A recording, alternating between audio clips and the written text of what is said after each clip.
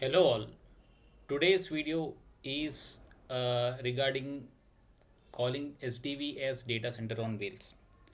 So nowadays, this has become another term which is heavily coined, similar to how SDV is also called as smartphone on wheels. SDV is recently being called as data center on wheels as well.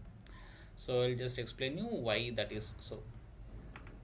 So, if at all you see the Sophie blueprint, which is there on their website, so you can see that they speak about a high compute machine. They speak about virtualization using hypervisors, running multiple virtual machines, and in those virtual machines, we are basically running separate containers for non-critical systems, and we are even speaking about having another virtualized system for infotainment and many things. So we are talking about a uh, host machine, in this case a high performance computer, which basically serves multiple virtual machines, for example QNX for safety criticality, uh, not a auto SD type Linux operating system for SLA, SLB, QM applications, Android for infotainment systems, and something in those lines.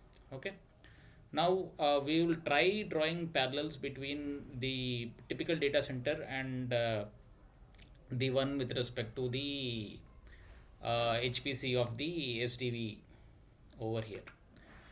So why is it called as data center on wheels? So in a typical data center, basically huge amount of data generation and data processing is being done, which is also the case even in our car, because when a car goes on the road, there is a huge amount of sensor data which is coming in, camera data which is coming in, which has to be computed on board. So that is one parallel. Second thing is having multiple software ecosystems. So in a typical data center, you will have one server handling multiple virtual machines running on top of it, and very similar to that, we have something similar even in our case, where we will be having multiple operating systems of different kinds running on sharing the same hardware, physical hardware. And when you talk about the network infrastructure in a server on a data center, basically it is connected only by Ethernet, so that is bit fine. But things at the SDV level gets more complicated, because we have multiple types of protocols running on top. It's not just Ethernet; you have CAN, LIN, Ethernet, and many things.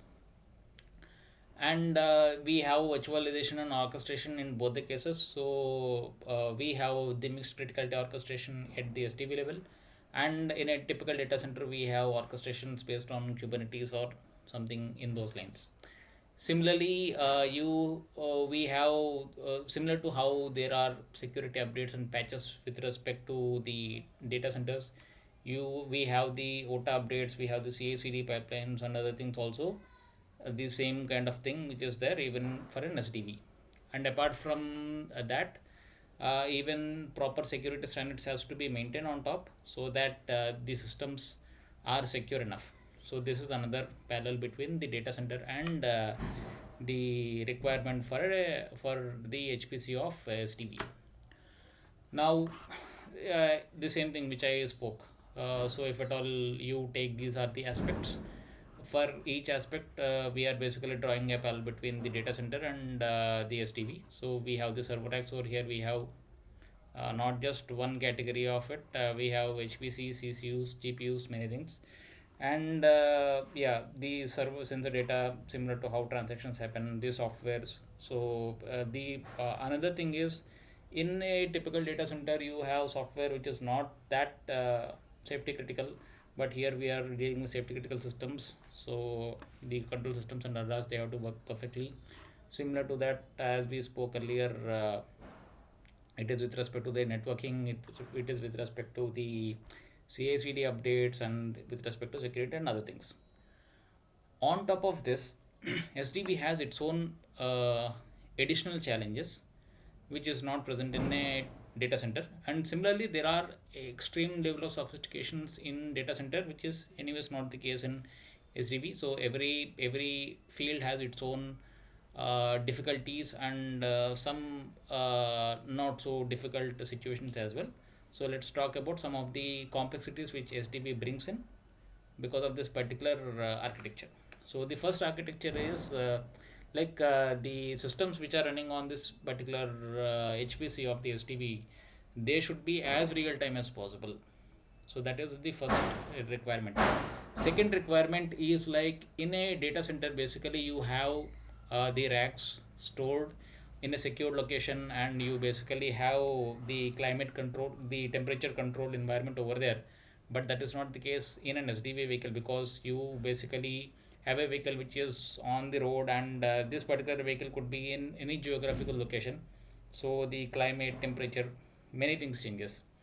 That is one thing. Another and on top of it, basically you have the systems vibrating, and the accelerating systems and all. It's not a fixed device like a rack in a data center. And on top of it, a data center typically has unlimited amount of power, which is not the case for an SDV vehicle because it is battery powered. And a data center need not go through any ISO 26262 or functional safety or whatever it is. All these requirements are there for the SDV's HPC. And yeah, and in a data center, it is guaranteed that the internet connectivity will be there all the time, but which is not the case in SDV. So that is another challenge with respect to connectivity issues and all. So these are the primary parallels between SDV and the data center as such. So in a way, we can call the HPC of an SDV as a data center on wheels. And actually, I have planned two more videos next to it, which basically speaks with respect to the core technologies which actually powers this, and how is means who are all the players who are basically into this particular field, and what is the main problem which they are trying to solve. So this will be the part of, or the this will be the continuation of this particular videos, the upcoming videos. Thank you all. Thank you for your time.